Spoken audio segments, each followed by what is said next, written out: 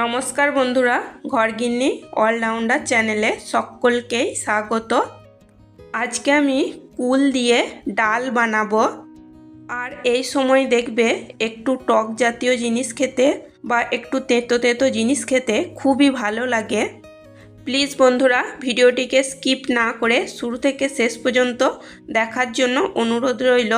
তাহলে চলো দেখে নেওয়া যাক আমি কিভাবে কুল দিয়ে ডাল বানাই। কুল দিয়ে ডাল বানানোর জন্য দেখো এখানে আমি 1 কাপ মুসুর ডাল নিয়েছি। মুসুর ডাল আমি খুব ভালো করে জল দিয়ে ধুয়ে পরিষ্কার করে নিয়েছি। আর নিয়েছি এখানে 15-16টা মতো কুল। কুলগুলোকে আমি একটু ফাটিয়ে নিয়েছি, দেখে নিয়েছি সব কুলগুলো ভালো আছে কি না। কুলগুলোকেও আমি জলে ধুয়ে ভালো করে পরিষ্কার করে নিয়েছি। এখন আমি প্রেসার কুকারে মুসুর ডাল দিয়ে দিচ্ছি। আমি প্রেসার কুকারে মুসুর ডাল সেদ্ধ করে নেব 2টো সিটি দিয়ে। তোমরা কিন্তু কড়াইতেও সেদ্ধ করে নিতে পারো। প্রেসার কুকারে সেদ্ধ করে নিলে কিন্তু সময়ও কম লাগে আর খুব তাড়াতাড়ি হয়েও যায়। এখন দিয়ে দিচ্ছি কুলগুলোকে। দিয়ে দিচ্ছি 1/2 চামচেরও কম জিরে গুঁড়ো আর 1/2 চামচেরও কম ধনে গুঁড়ো আর দিয়ে দেব 1 চামচ হলুদের গুঁড়ো। একটা টমেটো আমি 4 ভাগ করে কেটে নিয়ে দিয়ে দিয়েছি। এখন দিয়ে দেব প্রয়োজন মতো গরম জল। গরম জল দিয়ে প্রেসার কুকারে ঢাকনাটা দিয়ে আমি সিটি দিয়ে নেব। দেখো বন্ধুরা, আমি 2টো সিটি দিয়ে ডাল সেদ্ধ করে নিয়েছি। দেখো আমি একটা বাটির মধ্যে ঢেলে নিয়েছি। ওভেনে আমি কড়াই বসিয়ে দিয়েছি। কড়াইতে দিয়েছি 1 টেবিল চামচ মতো সর্ষের তেল। সর্ষের তেল খুব ভালো করে গরম করে নিয়েছি। ফোড়নের জন্য দিয়ে দিয়েছি একটা তেজপাতা, 1/2 চা চামচ 5 ফোড়ন আর 2টো শুকনো লঙ্কা। একটু তেলে নাড়াচাড়া করে ভেজে নিচ্ছি।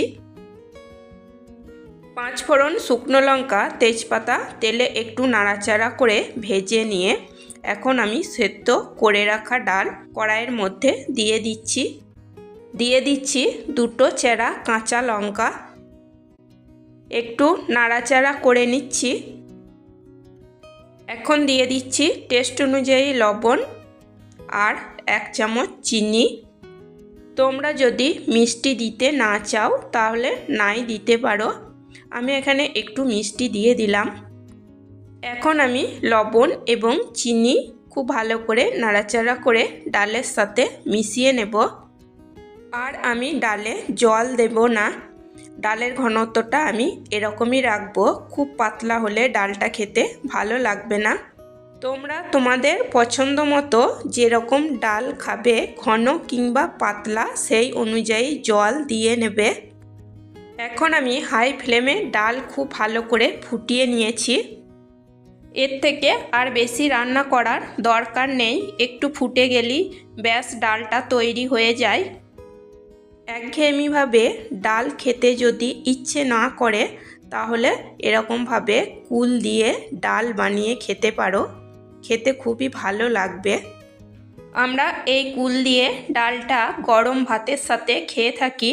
গরম ভাতের সাথে খেতে খুবই ভালো লাগে। আমার রেসিপি যদি তোমাদের ভালো লেগে থাকে তাহলে একটা লাইক করে দিও, সাবস্ক্রাইব করো, কমেন্ট করো এবং প্রচুর প্রচুর শেয়ার করে আমার পাশে থেকো। আজকের মতো এই পর্যন্তই। আবার আসবো অন্য কোনো নতুন রেসিপি নিয়ে। সবাই সুস্থ থাকবে, ভালো থাকবে। চলো টাটা, বাই।